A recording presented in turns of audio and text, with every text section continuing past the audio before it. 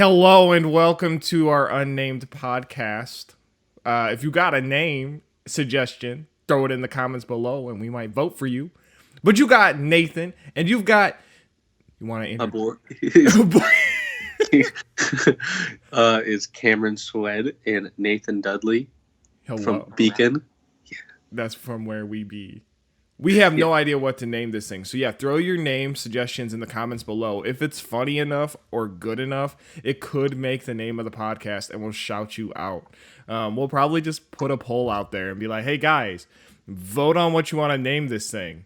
I think how long? I spent all day Wednesday trying to think of a name and I couldn't think of one. Oh, I spent all day yesterday. I sat at my computer typing up names like a document. I came up with like 50 names and they were all trash. It was so bad. I think the worst one I came up with was Pod with God, and I was like, I can't. This isn't going well. But I eventually got so uncreative, unmotivated. I just put Beacon Podcast. Watch that become the name too. Everyone's like, that's it. It's snappy. It's to the point. Oh my word. Well, I thought a cool way to maybe start this off is I don't know if how many people actually know us super well. So I thought maybe some icebreaker game or like some icebreaker questions might be kind of fun. And thinking through it, I was also really hungry. So some of these questions are food related. But if you had to describe yourself as a food, what food would you be and why? Alrighty, so if I was a food, honestly, I'd probably say I'm an onion because I have many layers, and sometimes on accident I make people cry. So it's not because you stink. It might be. I don't know. Nobody's ever said Shrek.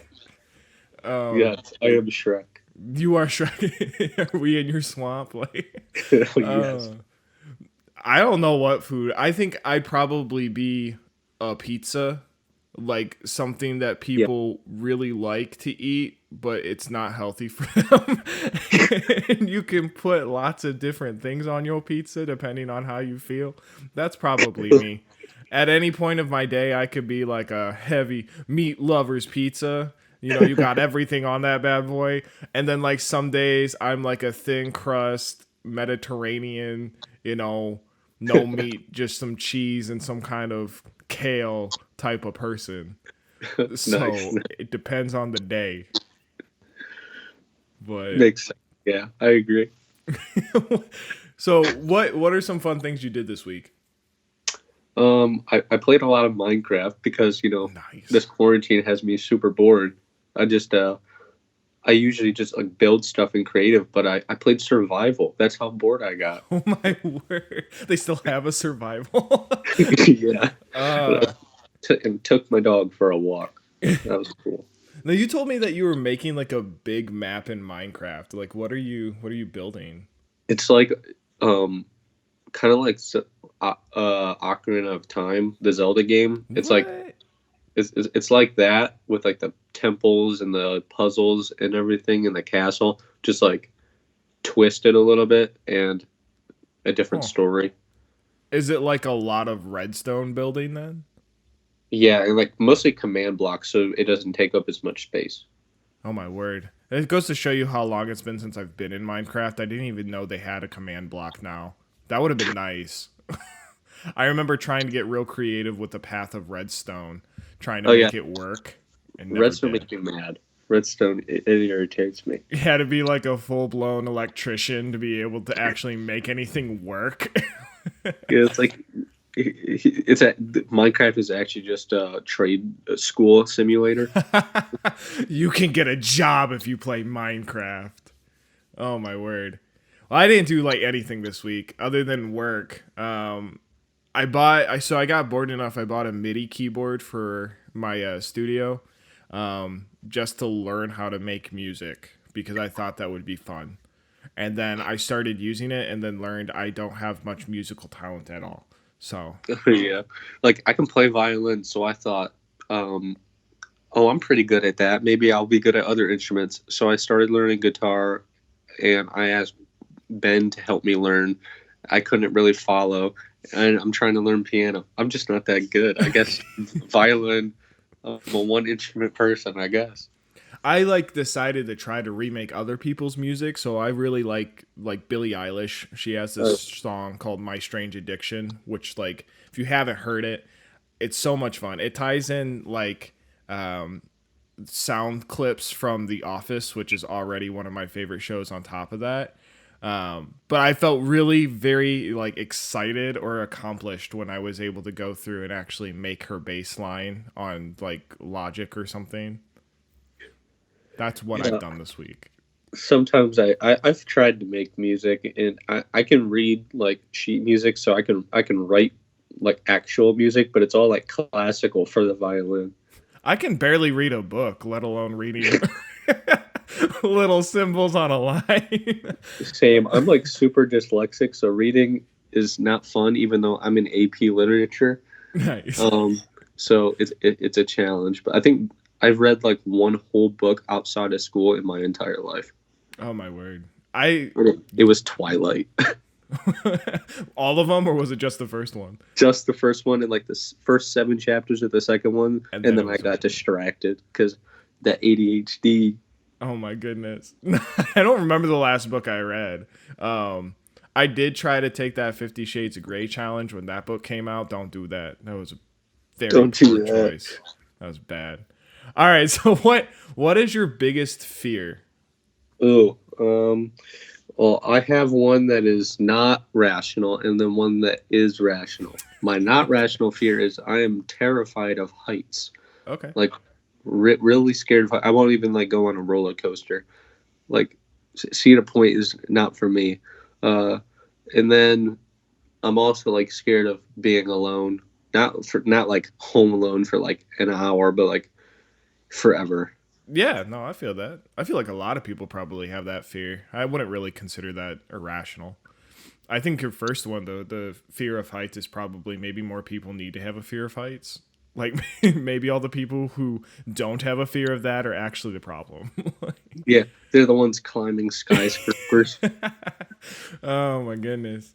Um, it's kind of funny you should say that. So one of my biggest fears is probably the same thing: the fear of just being alone, not having like people there. It's taken me a long time to just kind of cope with not needing to have a ton of people there all the time. But I don't like it. It gets too quiet.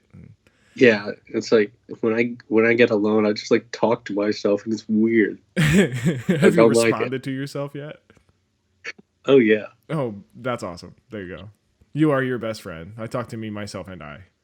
yes. My second biggest fear, and people think it's funny, but I like have the biggest fear of getting fat, like just overweight.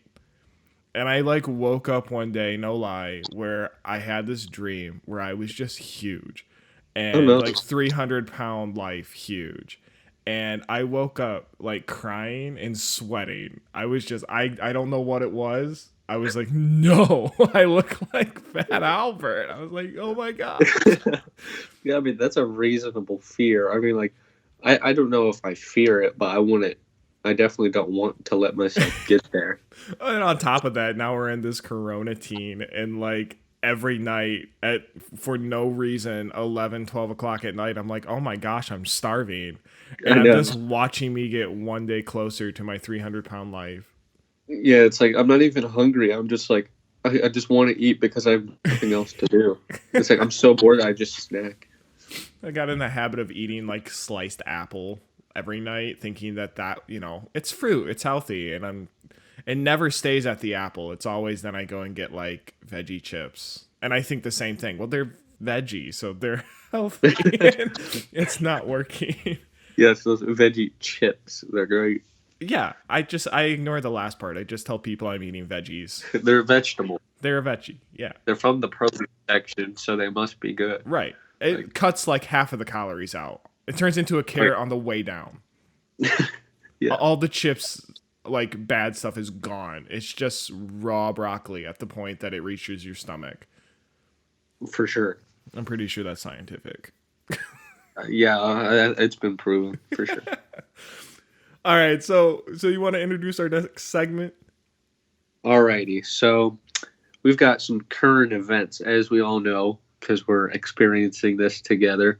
well, not together because we can't see each other, but Oh. the quarantine due to COVID-19 or the corona, uh, I've come up with another current event that I found that is a little more lighthearted, but it still has to do with the coronavirus. It's this guy in Ohio on April 2nd. He wanted to see his mom in her nursing home, but he couldn't because of the quarantine.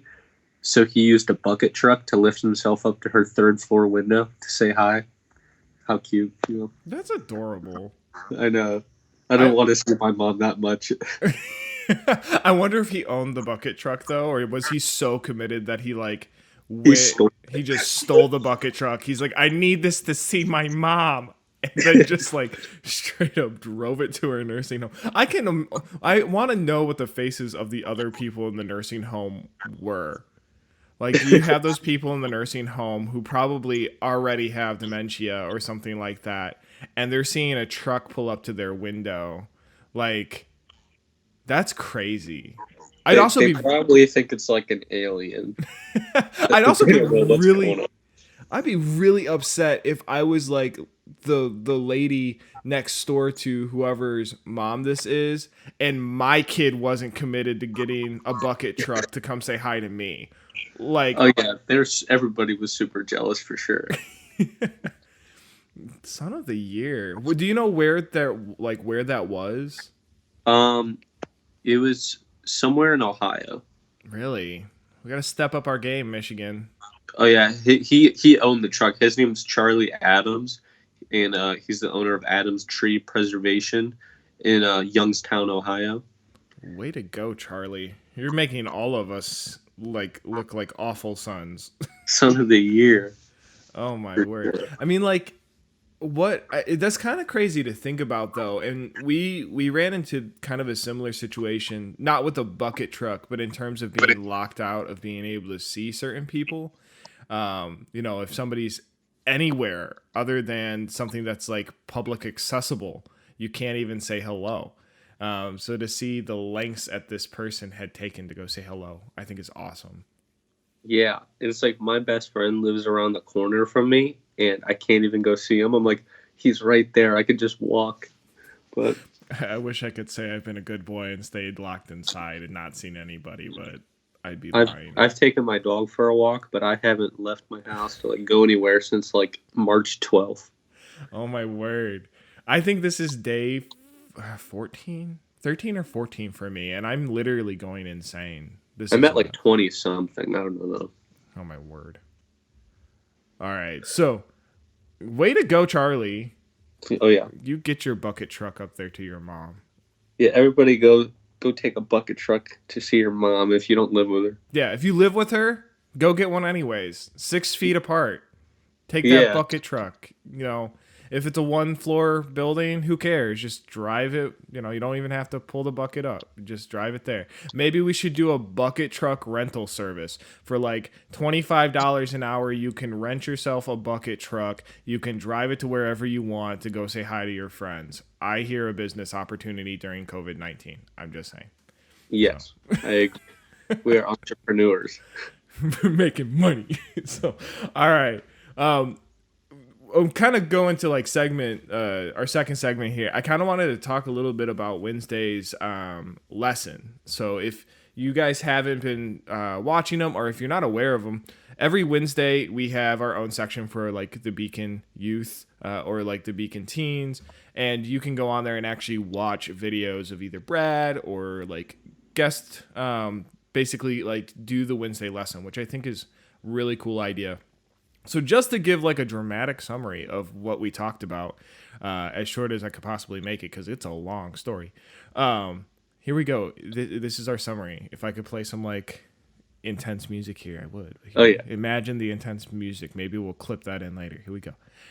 God has used Moses to help his people escape the villainous clutches of the Egyptians by parting the Red Sea, a feat that no man could accomplish.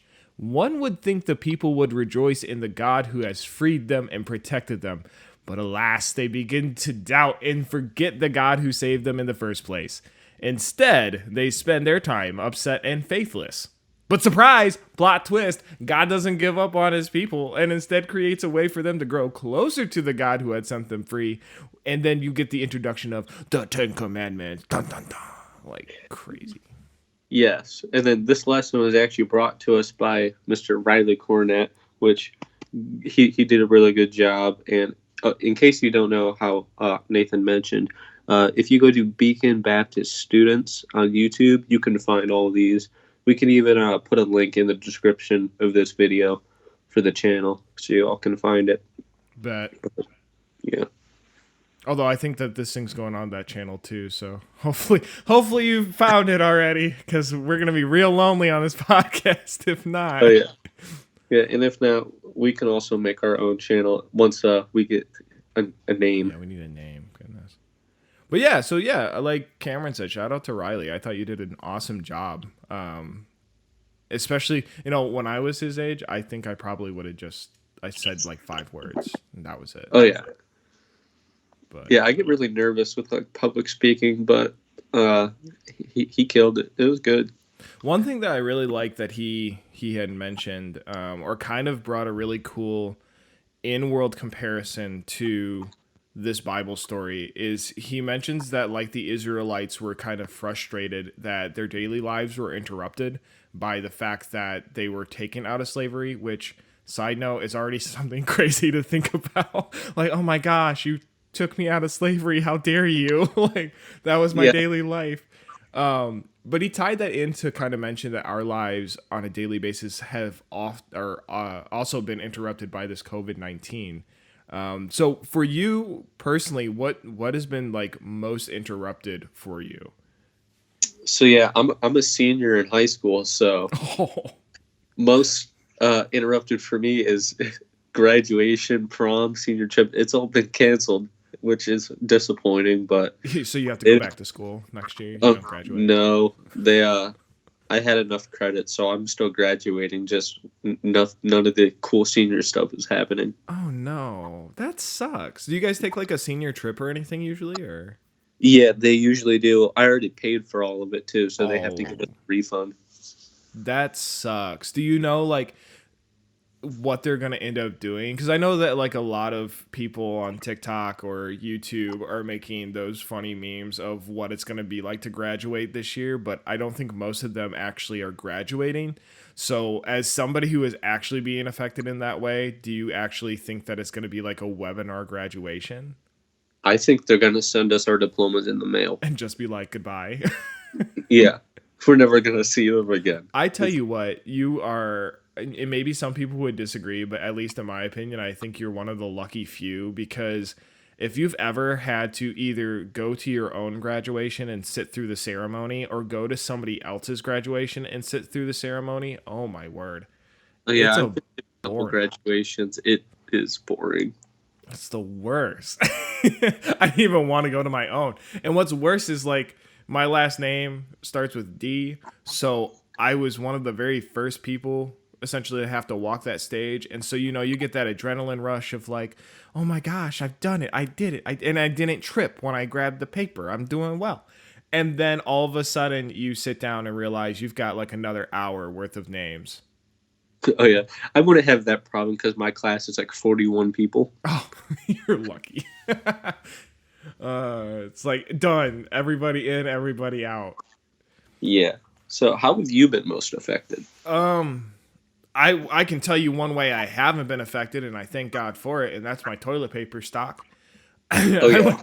I went out before it got here, like got to Michigan, and I didn't necessarily stock up, but I usually buy like a 32 pack just for myself so that I don't have to go shopping for it all the time. So I had enough to get me through this event, but oh my goodness, if I hadn't, I'm looking at like my newspapers coming in the mail, like, well, does that flush? Can I use you? I even told my mom, I'm like, everybody used to make fun of the Asians for like bowing at one another and using a bidet, but who's laughing now? But no, but that's kind of like one thing that I haven't been affected by and thankful for. But one thing that has been a huge impact on things. Not to take kind of like a non lighthearted note, but we had mentioned that one of both of our biggest fears is that fear of loneliness, and I was so used to a routine of being busy all the time, so not really ever being home, that now that I am home all day long, I just actually really notice how quiet it is. So at first, I don't think I handled it very well. I was kind of upset, not necessarily at God or anybody, but just trying to like cope with the fact that, oh my goodness, I'm not doing anything right now. And that's kind of evolved and changed into this idea of, well, now that I don't have a bunch of distractions, all the things that I was saying I didn't have time to do, I now can do. So things like maybe praying a little more often, or reading my Bible, or doing some kind of Bible study on my own. I think I'm trying to get in the habit of looking at this in a different mindset that I wasn't having to begin with. So Yeah. And like at first, I know I was on the boat of saying, oh, I'm stuck at home. But like we get to stay home. We don't have to go out and see other people and deal with the public. sure. So I mean, it's like you get to stay at home and not get sick. I mean, it's pretty cool. Except I'm just super bored. But yeah, I'm trying to be productive. Right. That's why we're making this podcast. There you go. Fill that time. Just anything at this point. So I can't just sleep until all day long. I got to do something. So. Oh yeah.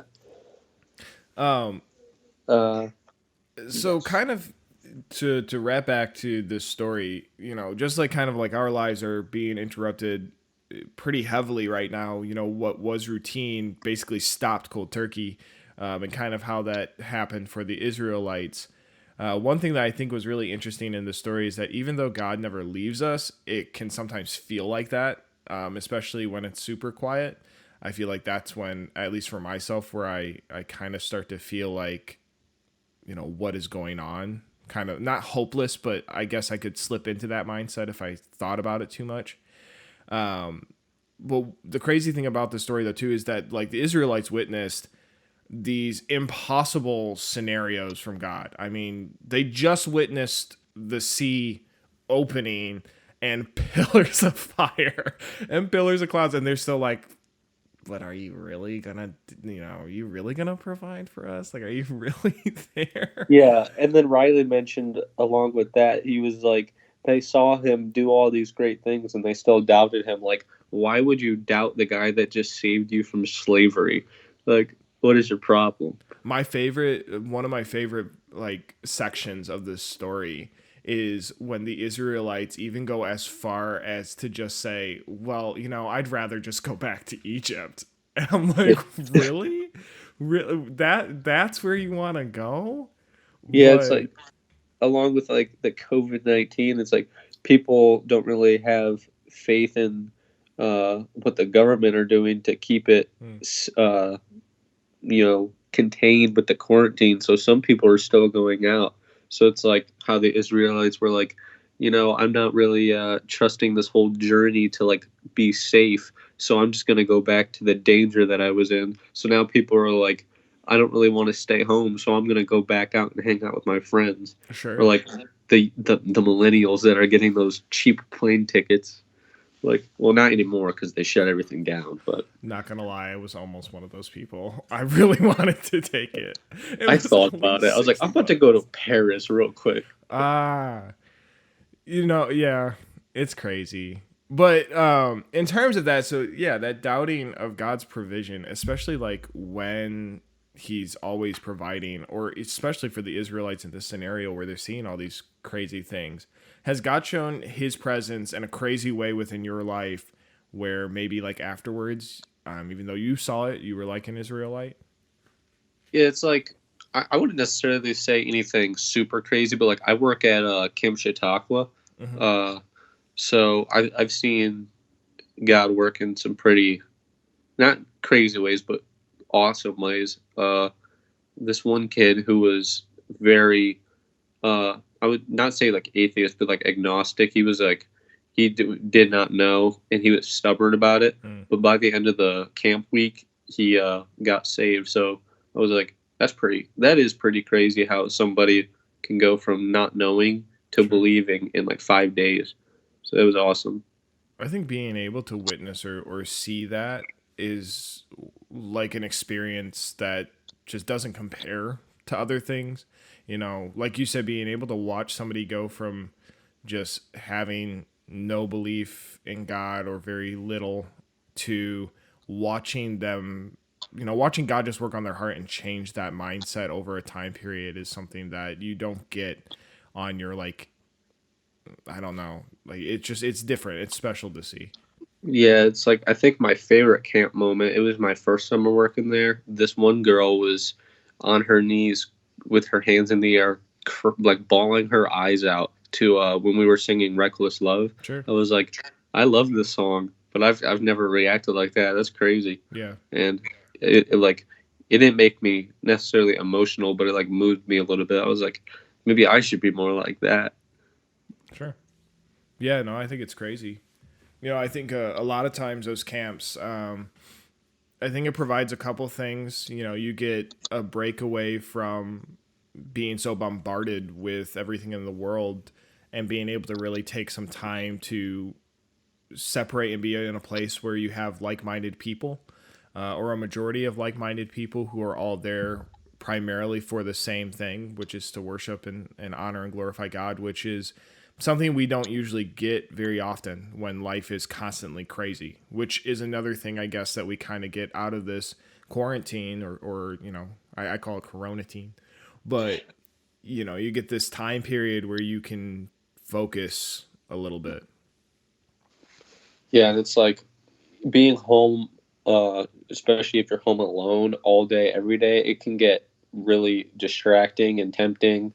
Like you just sit in your house thinking to yourself, like you're super bored and your mind is occupied because you have nothing distracting you. So you could choose to either read your Bible, pray, worship, or you could spend your time doing other things like spending your time on social media or watching things that you shouldn't be watching or like binge watching a show on Netflix for like 5 seasons. Like you could be spending your time doing that, or you could be spending your time even like Brad's 3 for 3 trial challenge, like uh, witnessing to like 3 different people, praying for like 30 minutes, reading 3 chapters from the Bible. Like it doesn't take that long, like an hour of your day, and it can make a big difference. Sure.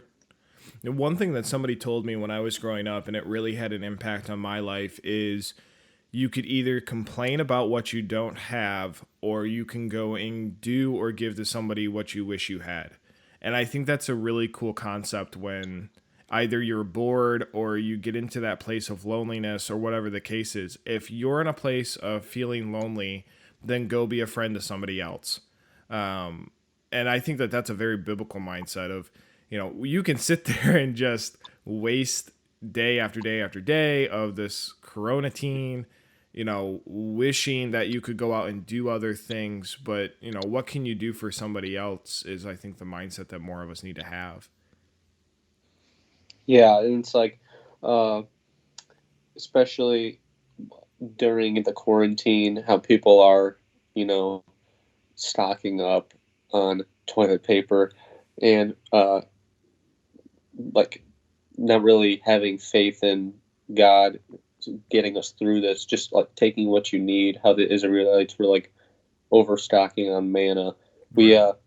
me and Nathan came up with a name for this episode called "God's Always Stocked on TP," because He's always got what you need. You don't need to like worry and just like overstock in the toilet paper, because if you just have faith, just be chill, and uh, how Riley said, how God's going to get us through this quarantine. It's not here to stay. It'll pass in time.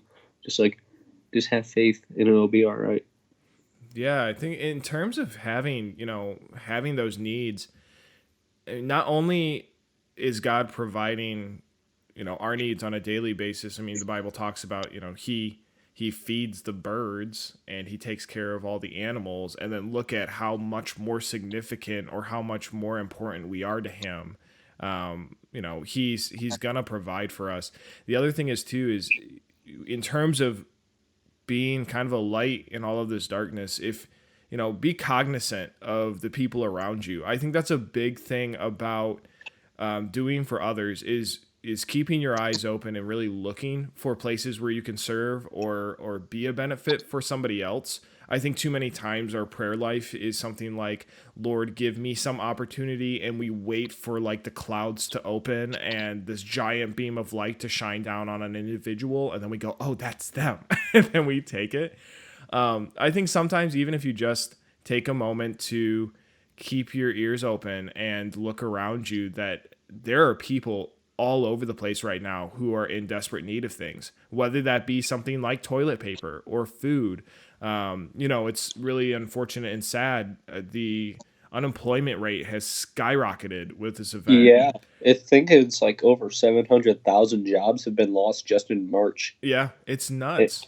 It's the highest since 2009. So it's like it's gotten pretty bad. And the people that are stocking on toilet paper, it's like they're not, as you said, they're not being very cognizant about other people. Like if you're stocking up, the people that aren't as fortunate as you, they could, starve or run out of their essentials because everybody's stocking up on it. Right.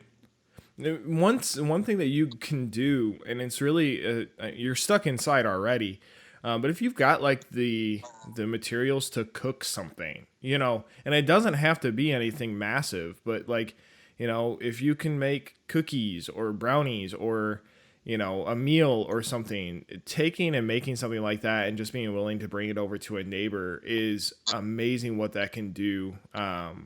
Not just in your life and kind of giving you something to do, but to do something for somebody else, I think is a huge opportunity that we all have. For example, like my neighbor has, I've talked to him briefly every once in a while, but I've really had an opportunity to talk to him with everything that's going on. And one day, him and I were both pulling into our driveways, and he got out with, I think he has like 3 or 4 really young daughters. They're like 5 and under. And he had let me know that he had just lost his job, and him and his wife are really, really struggling right now. So I've had an opportunity to kind of talk to them a little bit. I haven't seen them outside since, but yeah, I mean, finding little ways to be able to be an encouragement of, wherever that may be, I think is really, it's an opportunity we have right now that I feel like if we don't take advantage of, we're gonna miss out on. Yeah, it's like how you mentioned the baking or like cooking stuff for people. We haven't like gone out anywhere and given anything to people, but like to be more family oriented instead of just spending the quarantine by ourselves. We've done stuff as a family, like go on walks, and we baked brownies. We made a cake. We're about to like later this week make some cookies, which my mom's chocolate chip cookies are spectacular. So, just spending time with each other instead of spending this quarantine by ourselves. So did you hear that? Cameron's making you cookies. So hit him up, message him online. Let him know where you're at. He's going to walk his dog. I'm going to walk my dog in a quarantine suit. Full suit. And I'm just going to walk around hand delivering cookies. That would be awesome. And some of you guys may be sitting there like, people are being more blessed by me not baking. I'm probably one of those people where like, I'm blessing more people by not trying to make a cookie. We're gonna have COVID-19 and salmonella all on the same boat. Like, oh yeah. But one thing that you guys can do, and I did this not too long ago, where I work had this opportunity to allow us to write letters to people, and all we had to do is write a letter. We put it in an envelope with their address, drop it in a box, and they'd send it out to whoever at free of cost to us. We didn't have to pay, which was awesome. And taking the time out to just write somebody and send it was a really cool experience that I feel like I don't do enough just to say thank you to people. But that's something that you guys could do too. Just handwrite a letter, walk over to your neighbor's house, just drop it in their mailbox. just to say hi or encourage them or whatever the case is. If you have people who are kind of your own age or in that age bracket and you know that they live maybe close by and maybe you haven't had an opportunity to talk to them specifically or whatever, this is a really cool opportunity for you to get to know other people your own age, and be that light to some other folk, which is cool. Yeah, and then leading into like the latter part of our second segment, it's like, we're all home and we're all occupied by our minds because we have nothing to do. It's like we can get really tempted, and how the story is a lot about like the Ten Commandments. Well, like the story that is leading up to the Ten Commandments. It's like, how have the Ten Commandments like impacted your life personally? That's a good question. One of the ways I've always looked at the Ten Commandments, and I feel like there's two ways of looking at it. You can look at the Ten Commandments as the Ten Commandments, so a list of your rules listed out in 10. One of my favorite ways of looking at the Ten Commandments now, especially now that, a lot where the Ten Commandments come into play is that Old Testament kind of law, and then you get into New Testament when Jesus gets here. One of my favorite stories in the Bible is when God is questioned, or Jesus is questioned by the Pharisees of what is the greatest commandment, and they ask him this hoping that they can kind of like corner him. I think Brad talked about it a little bit on the Wednesday's video. If you're interested in reading his response, you can find that in Matthew 22, verses 34 through 40. But essentially, Jesus responds by telling them the first and greatest commandment is to love the Lord thy God. And the second one is likewise, and that's to love others. And what's really cool to me with that response is it encompasses all 10 commandments with two main topics. If you look at the 10 commandments, you've got the first, like I think 1 through 4 of the 10 commandments go through all the things that are required or that we should be doing to honor and glorify God. And the last, 5 through 10 are all the things that we should be doing to love one another. So you take those 10 commandments and you put them into two main topics that I think are just what we're supposed to be focusing on anyways through our day-to-day lives. So for me, it impacts my life just because it simplifies the two things that we're supposed to be doing in life. We are supposed to be loving and honoring God, and then loving and honoring other people. Yeah, and then like personally for me, it's like I've had to make it easier to actually follow them. I had to start looking at it like not a set of rules, but like if I really love God and I love the people around me, then I will do these things. So it's like maybe instead of looking at it as like a bunch of rules that you have to follow or you're gonna go to hell, it's like just this is like guidelines for like you should love people and you should love God, and if you really do, then these things should come naturally to you. So it's like I've had to think about it that way. So it just makes it easier instead of like putting all the pressure, like I got to be a good person, I got to follow all these rules. So it's like uh, it has made it a lot easier. But along with that, it's like personally for me, the one I struggle with the most is like um, idolizing, which is I'm pretty sure the second commandment, and not like worshiping other gods. I don't go that far, but it's like when you idolization is not just like worshiping uh like another god like Baal. It's like putting your phone or social media or sports or anything in your life before God. It's just like whatever comes before God in your life is an idol. So like personally for you, like what do you struggle with the most? I'd probably have to say the same thing. That or thou shalt not kill. That one. I'm just kidding. Oh I'm yeah. just kidding. No, but no, I agree. For me, it would be the same. Not having not idolizing something above God. And I think it's so easy, especially when our lives are so busy, to be able Yeah. to let something else take the priority. And whether that be, for me, one big thing that I struggled with for a really long time was having other people in place of God. So idolizing friends or the people that were in my life because 90% of my time and my dedication were to those people. not to the God I was supposed to be serving. So, I think we idolize things every day of our lives. And until we actually start trying to look at our personal life and see what we're doing, we may be doing it and not even really recognize it. Yeah, and it's like, uh, in our culture, in like the American culture, how you said we're all so busy all the time. It's like we never really like we have time, but we never really make time because we're always like, I'm too busy to pray. I'm too busy to read my Bible. It's like we have time. We use the excuse we don't have time. We're just not making time.